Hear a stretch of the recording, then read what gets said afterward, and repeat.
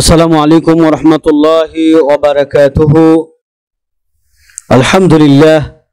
আলহামদুলিল্লাহি রাব্বিল আলামিন, আসসালাতু ওয়াসসালামু আলা সাইয়্যিদিল আম্বিয়া'i ওয়াল মুরসালিন, আম্মা বাদ। ফিকা টিভির সুপ্রিয় দর্শকবৃন্দ, শ্রোতা মণ্ডলী, ও আপনার প্রশ্নের সঠিক সমাধান এই অধিবেশনে আমাদের সাথে যারা যুক্ত রয়েছেন, আমাদের আলোচনা শুনছেন, সকলের প্রতি কৃতজ্ঞতা জ্ঞাপন করে আজকের প্রশ্নটির সঠিক সমাধান দেওয়ার জন্য আমরা আল্লাহ তাআলার তৌফিক কামনা করছি। দর্শকবৃন্দ, আমাদের হাতে আজকের এই অধিবেশনে যে প্রশ্নটি এসেছে, প্রশ্নটি হলো সামনে আমাদের কুরবানির ঈদুল আদহা। তো এই কুরবানিতে আমরা মুসলমানেরা, সারা বিশ্বের মুসলিমরাই রাসূল আরবি সাল্লাল্লাহু আলাইহি ওয়াসাল্লামের নামে কুরবানি করে থাকি। তো রাসূল করিম সাল্লাল্লাহু আলাইহি ওয়াসাল্লামের পক্ষ থেকে, নামে অর্থাৎ পক্ষ থেকে যে কুরবানিটা করা হয়, প্রথম প্রশ্ন হলো, যিনি লিখেছেন যে এভাবে কুরবানি করা রাসূলের নামে, রাসূলের পক্ষ থেকে জায়েজ কিনা।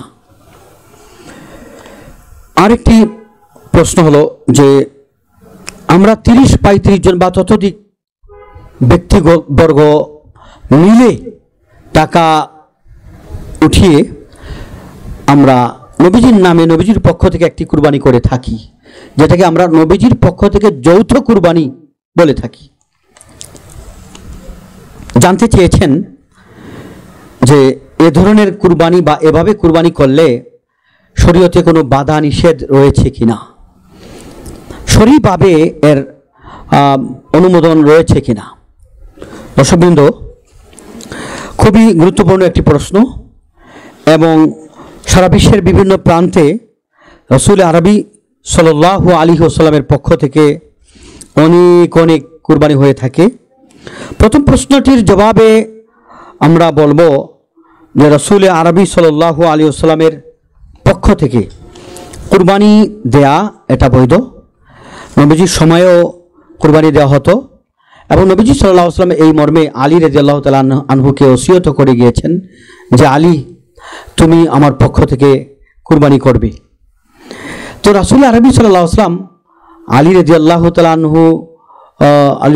আনহুকে ওসিয়ত করেছেন, আর নবীজি নিজে উম্মতের পক্ষ থেকে কুরবানি করেছেন। যারা দুনিয়াতে নেই, অতীত হয়ে গেছেন, এরকম উম্মতের পক্ষ থেকে তিনি কুরবানি করেছেন।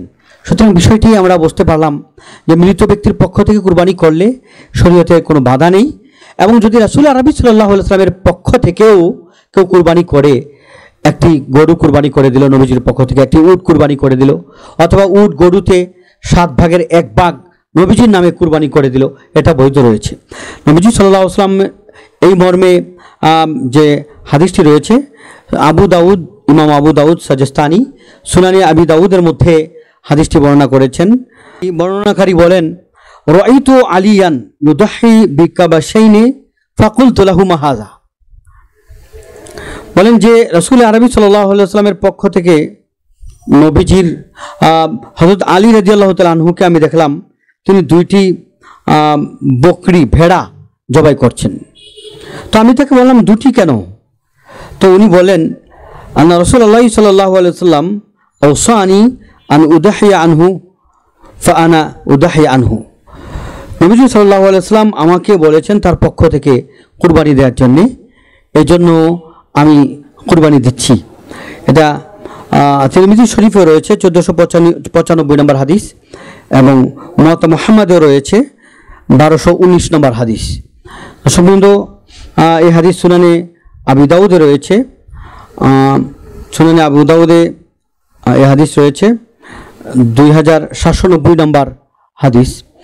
তো এই হাদিসকে সামনে রেখে আমরা বলতে পারি যে রাসূল আরবি সাল্লাল্লাহু আলাইহি ওয়াসাল্লামের পক্ষ থেকে কুরবানি করা জায়েজ রয়েছে।